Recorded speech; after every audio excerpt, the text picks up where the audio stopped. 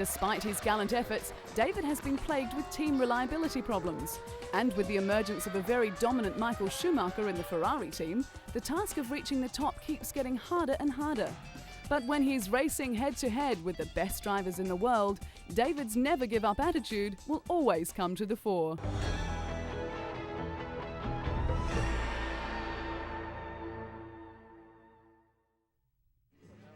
On a 4-day Ferrari team skiing holiday at the Madonna di Campiglio resort in Italy, Rubens Barrichello and his teammates made the most of the pre-season getaway. At a go-kart race on ice, Rubens put all his past skills of karting to the test as he, teammate Michael Schumacher and test driver Luciano Berti raced each other, displaying their usual skill and aggression and even finding time for a trick or two on the way.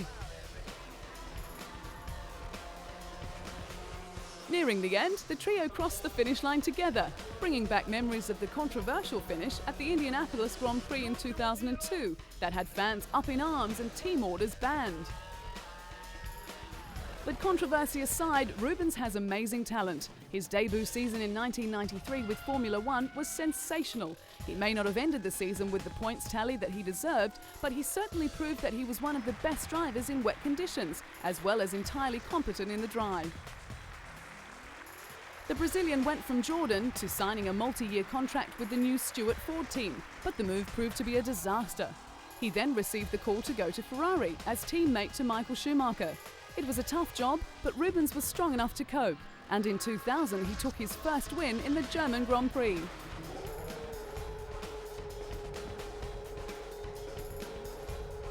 Before arriving at Ferrari though, Rubens had put in many hard years. The Jordan team began to suffer from reliability problems, even though the Brazilian had some brilliant results. 1996 proved to be a disappointing year, and Rubens parted ways with the Jordan team. Signing with Stewart Ford proved no better, with engines failing, despite the return of his personal performance. A superb second place at Monaco in 1997, one of the few times the car actually made it to the line, was a testament to his speed in wet weather conditions. But Rubens needed a car that would enable him to finish a race in order to make any progress as a driver, as well as to motivate himself, and he found that with Ferrari. But since joining the influential Ferrari team, the FIA pressed new rule changes designed to make Formula One cheaper and more exciting. With the spiralling costs required to compete at the highest level, the governing body announced a deal to keep the circuit from shrinking to 8. But the sport's richest teams, like Ferrari and Williams, balked at some of the ideas. Formula One has been dominated by Ferrari, with the team winning 15 of 17 races in 2002. But smaller teams are struggling to compete with the Italian giant, and with Ferrari's ability to secure the talents of Rubens Barrichello and Michael Schumacher, they are sure to stay on top of the championship's table.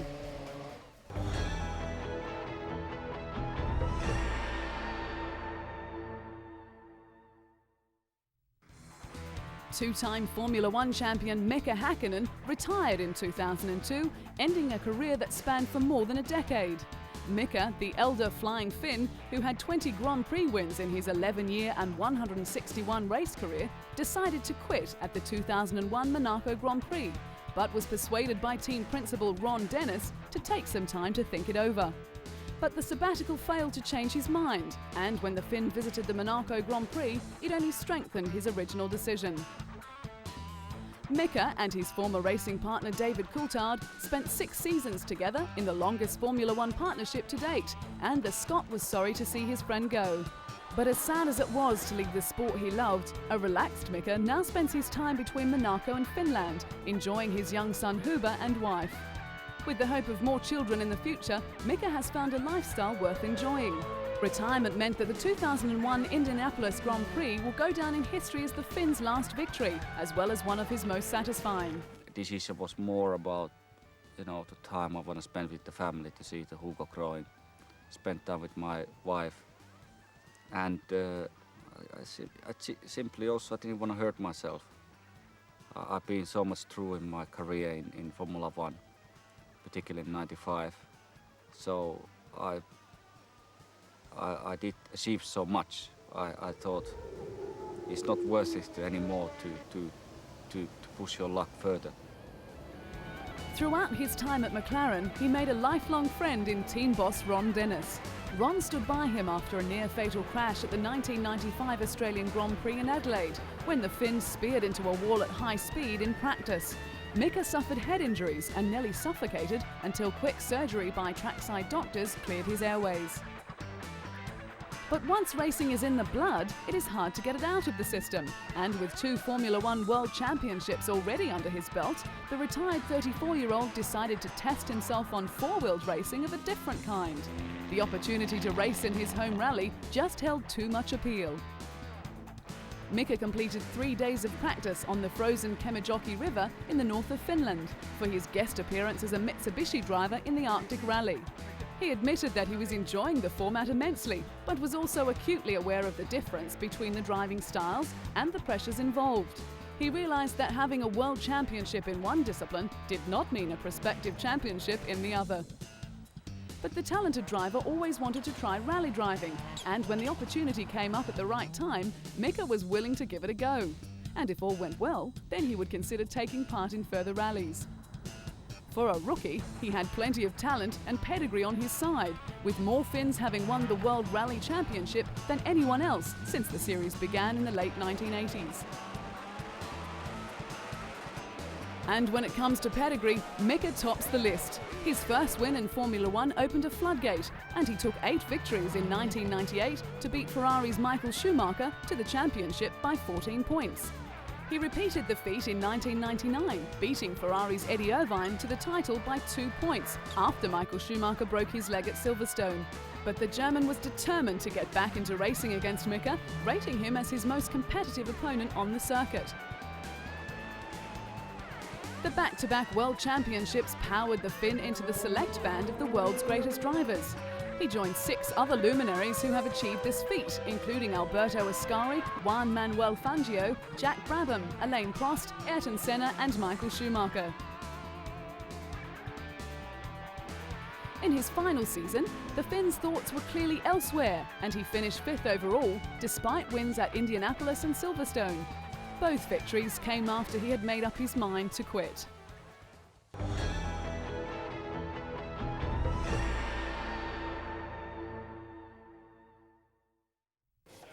Juan Pablo Montoya made an impressive debut into Formula One, fully justifying the faith shown in him by Frank Williams.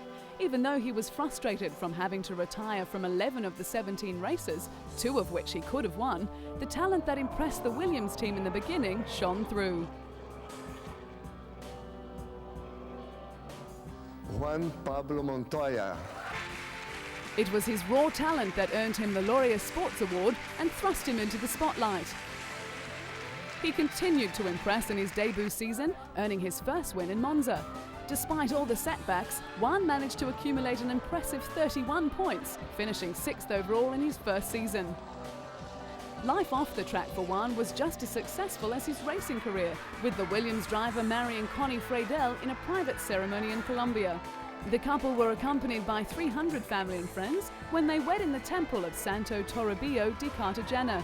With Colombia suffering from constant violence, the area was surrounded by security agents and hovering police helicopters. Returning to his home country, the Formula One driver was inundated with well-wishers, including a call from Colombian President Alvaro Uribe. When Juan had the opportunity to trade places with NASCAR champion Jeff Gordon, he grabbed it wholeheartedly. Jeff drove the BMW Williams, and Juan turned laps in the NASCAR Winston Cup car at the Indianapolis Motor Speedway's infield road course. This was the first time the 2 racing stars had driven their respective cars, and it was an event they fully enjoyed. In the event named Trading Paint, Jeff, a 4 times NASCAR champion, and Juan, fresh off a Formula One victory at Monaco, burned up the circuit. Even though the racing was competitive, the day was a break from the grind of Formula One. After the ride, Juan joked that he thought there was not enough braking power in the stock car and that he needed a parachute to stop. It wasn't long before it was back to the serious business with Williams, and with the dominance of Ferrari and Michael Schumacher, the Williams team was looking for a boost. Founded by Frank Williams in the late 1960s, a lack of financial support made success difficult to achieve. The team's first win came at Silverstone in 1979, followed by a Drivers' Championship for Alan Jones and a Constructors' title in 1980. In 1986, Frank Williams was involved in a road accident which left him paralysed. Despite the trauma, the Williams drivers, Mansell and Piquet, dominated, with Alain Prost claiming the championship. Frank realised a dream when he signed Ayrton Senna, but it turned into a nightmare when the brilliant Brazilian driver was killed at Imola. This left Damon Hill in the driver's seat, winning the title in 1996. It was in 1999 when Frank acknowledged the talent of Juan, organising a swap deal for the Colombian to take up the role in the Chip Ganassi team.